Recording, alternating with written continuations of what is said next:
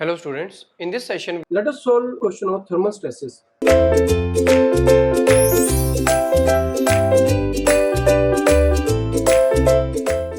A solid cube of side 1 meter is kept at room temperature of 32 degrees centigrade. The coefficient of linear thermal expansion of the cube material is 10 power minus 5 per degree centigrade and the work modulus is 200 gigapascal.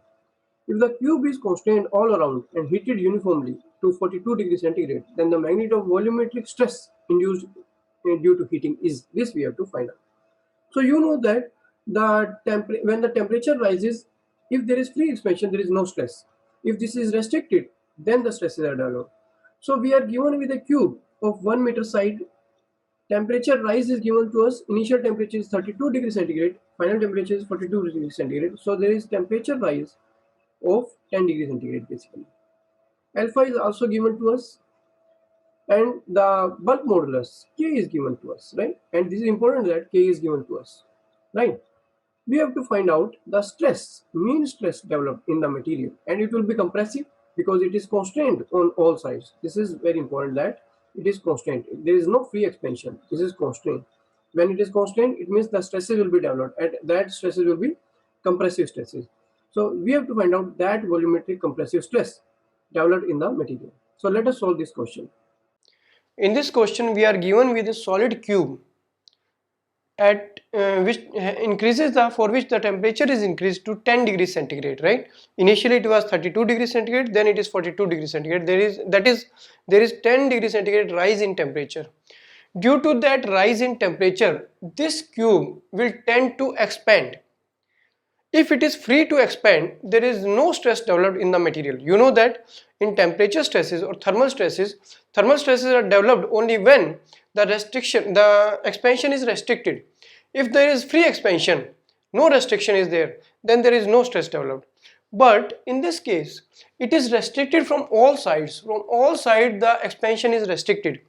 Due to that expansion restricted, the stress will be developed in the material, that will be compressive stress, right? We have to find out the mean or uniform volumetric stress developed in this material due to the expansion restricted, right? So how to solve this question? Here we should find out the volumetric strain. If there is free expansion, what is the volumetric strain? And due to that volumetric strain restriction, because it is restricted, the stress will be developed. So what is the volumetric strain which is restricted? That we should find out first, right? So here what we should do is we have to find out the stress, right? And the stress will be same in all direction because it is uniform cube, right? So and temperature rises uniformly. The temperature of the complete body rises to 10 degrees centigrade, right? Delta T is 10 degrees centigrade and complete rise. So there will be uniform stress developed in the material. So we can write, there is a term used, bulk modulus. Bulk modulus which is given to us. This is bulk modulus. That is the mean stress or direct stress per unit volumetric strain, right? That is the key. And if we are able to find out the epsilon V volumetric strain which is restricted, here this is the volumetric strain which is restricted, volumetric strain restricted to expand, because due to this restriction we are getting this stress sigma, right? This is the mean stress, mean volumetric stress, right? Sigma is the mean volumetric stress, and this mean volumetric stress is in three directions basically, right? And this is all compressive, right? So there will be, if you see here, there will be mean volumetric stress in three directions basically developed, right? Here it will be developed sigma, here in this direction, say this is y direction, stress will be developed, and here also in z direction also the volumetric stress will be developed because it is restricted, right? So sigma stress will be developed in all three directions, right? Stress will be developed. This is the mean volumetric stress, right? So this sigma we have to find out. And bulk modulus we know. Volumetric strain. What is volumetric strain? volumetric strain is the sum of the strains in x, y and z direction. So volumetric strain is basically epsilon x plus epsilon y plus epsilon z, right? And what is strain? In temperature stresses, what is strain?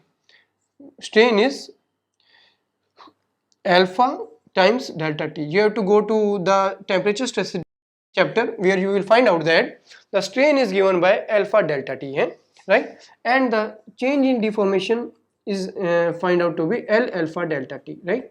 So this is the free expansion and free strain, right? Here this strain is restricted, alpha delta T, right? And this is the same in all directions, right? So this is same in all directions, alpha delta T plus alpha delta T plus alpha delta T, right? Where alpha is the coefficient of thermal expansion, right, given to us, right?